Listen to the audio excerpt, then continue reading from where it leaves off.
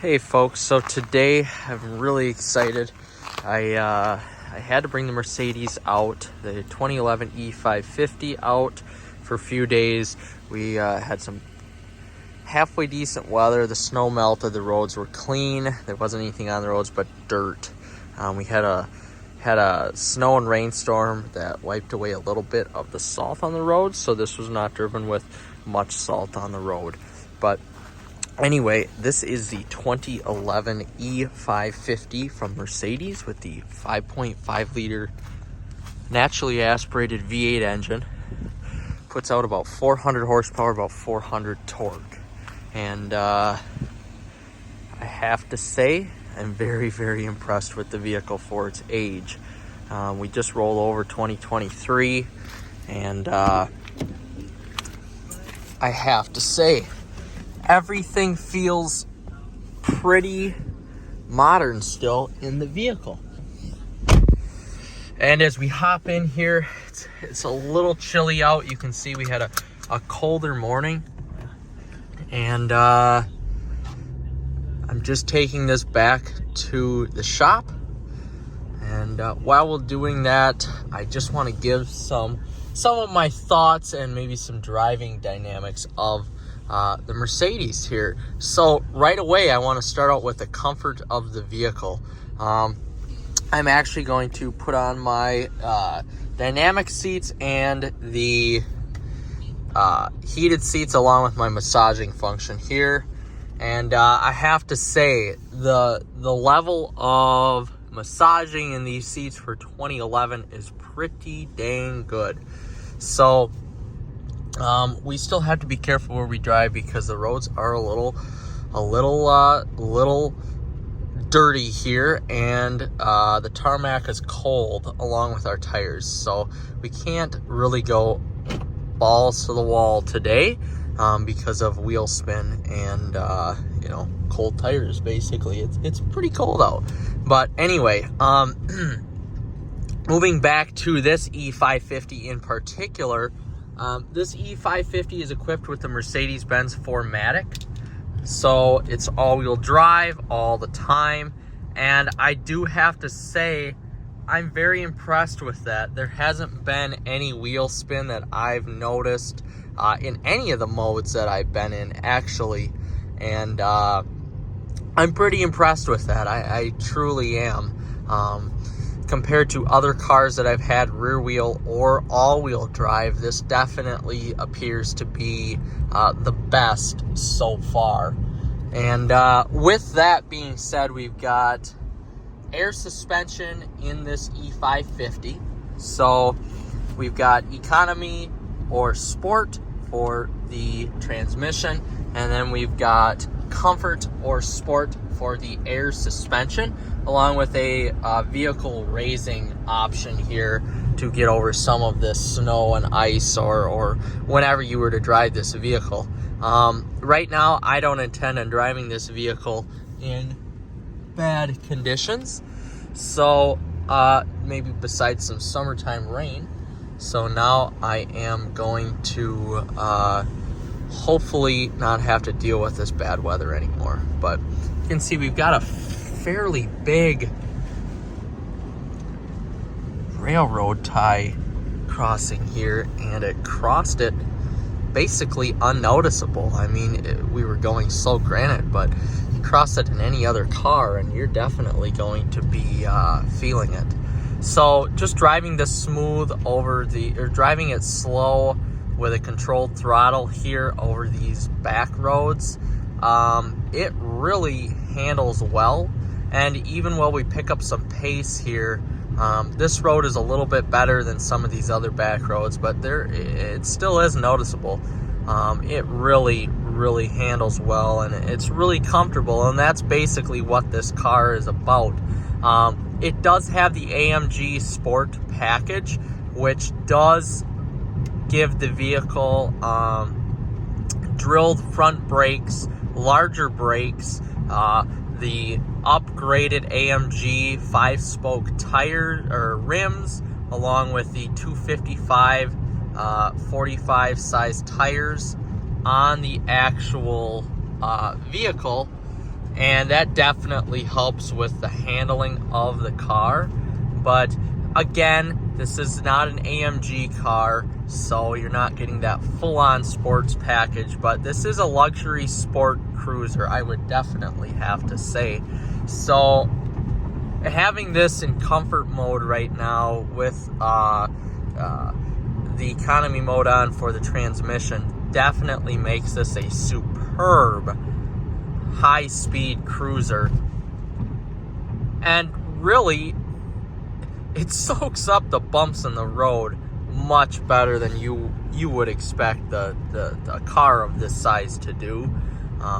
But again, it is a Mercedes Benz. This probably had a price tag of $70,000 to $75,000 when new, which is just astronomical considering I paid $14,000 for it, with 77,000 miles.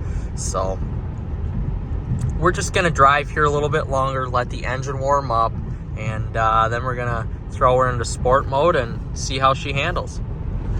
So we've got some definitely better paved road here within the last year, and we're going to throw this into sport mode for the air suspension, and it's definitely noticeable for sure, even on a smoother road. It gives the car a more refined, stiffer driving experience. You're not as floaty, you're not as bouncy. You can definitely feel the road better. It also gives the steering a heavier feel, and it just makes you become the road more than if you're in economy mode. Now, it doesn't stiffen the car up as much as if any of you are familiar with the Dodge Durango, either the RT Tow and Go or the SRT variants of that, or I would assume the Charger Challenger as well. But it definitely stiffens up the ride enough to make you feel like you're in that sports, that sports car class. So we're gonna actually put the transmission into sport mode here. Let us listen to the engine a little bit.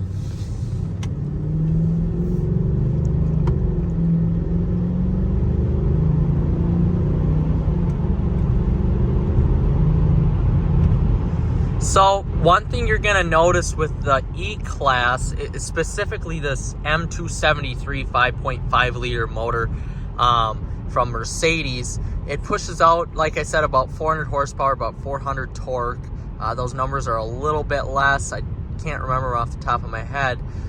And although it doesn't sound, it's not going to sound like an AMG class vehicle, but it does have a nice sound to it, and you can throw an aftermarket exhaust on this and it will sound fantastic. It does give you enough of that burly V8 sound to definitely differentiate it from the V6 versions. And really, from this time era, it differentiates the vehicle enough from any other vehicle in the class to really give it that burly V8 sound. And I do have to say, when you're shifting through gears,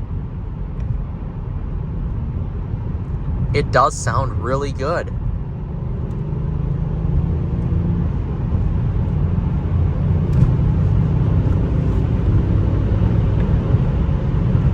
I mean, I just truly am in love with this car and how effortless the power is.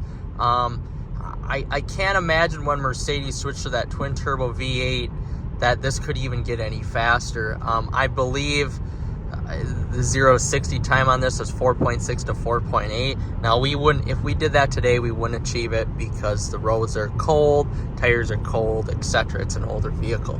But when this came out, the power was basically effortless. And when they switched to that 4.6 liter or 4.7 liter twin turbocharged V8, that power just got exemplified more than what it already was in this E-Class here. And around the twisties, I did a little bit of that here driving, and I was surprised. Now, compared to the Genesis that I had, the Genesis R spec, 5.0 R spec, I think that ride was a little bit more compliant on the sporty side. That just had Sachs dampers on it. Now, granted, this is air suspension, but that was tuned to be, I believe, 30% stiffer. Yeah, see, there's no wheel spin with this. It just gets up and goes.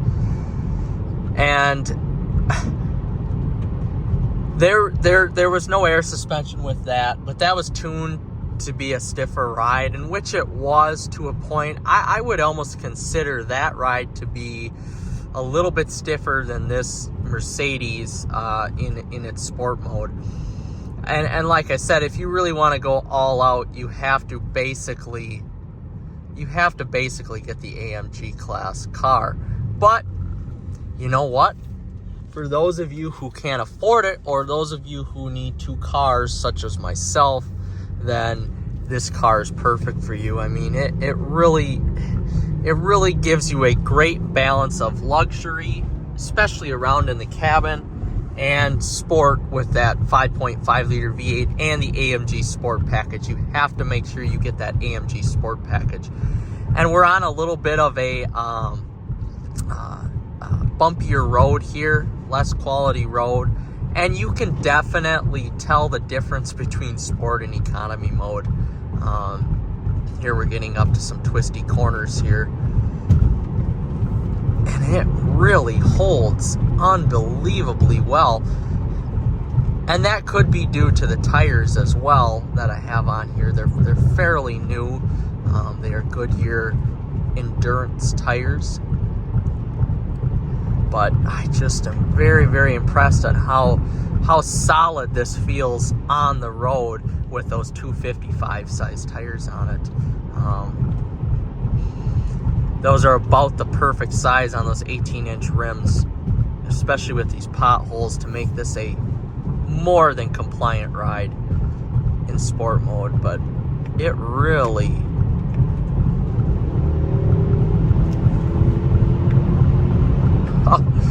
you could be doing illegal speeds in this car very, very fast. And just that added engine noise that it gives you is fantastic. If you were to throw a muffler system on this of some sort, it would sound even that much better if you weren't going to go for the AMG package. And quite frankly, this car in sport mode isn't very punishing, which is awesome. And one thing there is to note, though, if you go over any larger bumps, these bumps on the road aren't terrible, and they're not affecting the ride very much. But if you go over any larger bumps, you're going to almost feel like this body waggle to the vehicle, especially in economy mode, and that's more due to the air suspension than anything else. And I think Mercedes was right to make it optional in their vehicles later on. I've got air suspension in my truck. Here's another great corner we can take. Just holds the corner like no other. You could come out of that corner going 75 to 80 and shoot down this road going 100 plus very, very easily. I do feel like it's more planted, and it is a heavier vehicle than that Genesis 5.0 R spec I had. It's a heavier vehicle. It feels more planted, and truth be told, it feels faster, thanks to this engine with its higher torque rating.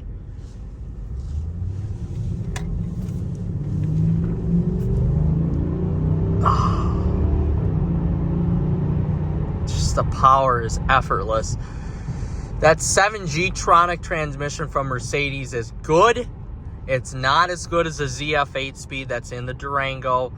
That's one of the fastest shifting torque converter transmissions in the industry, and this is a torque converter transmission as well.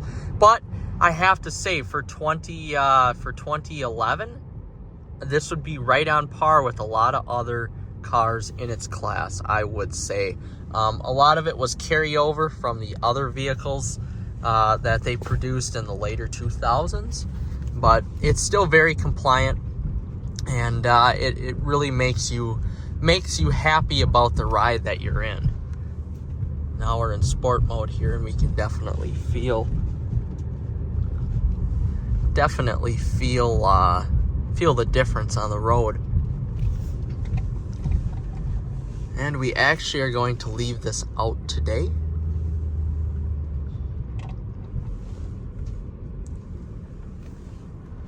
And there we have it.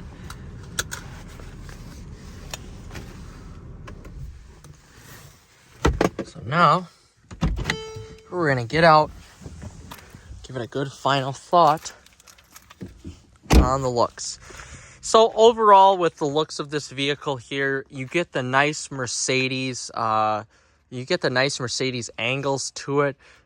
Cadillac did this in their 2000s, early 2010 vehicles as well, with the angular design, smaller rims on it.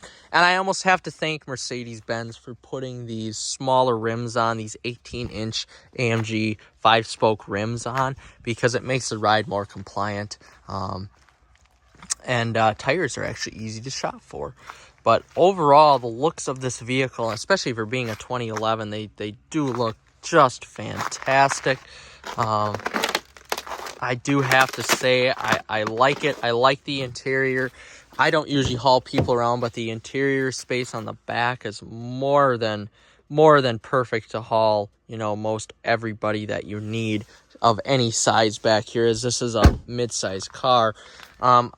I believe the overall length of this vehicle is 196 inches, so it's very similar to like that Genesis 5.0R spec, a 5 Series, 6 Series from A6 from Audi, cars like that.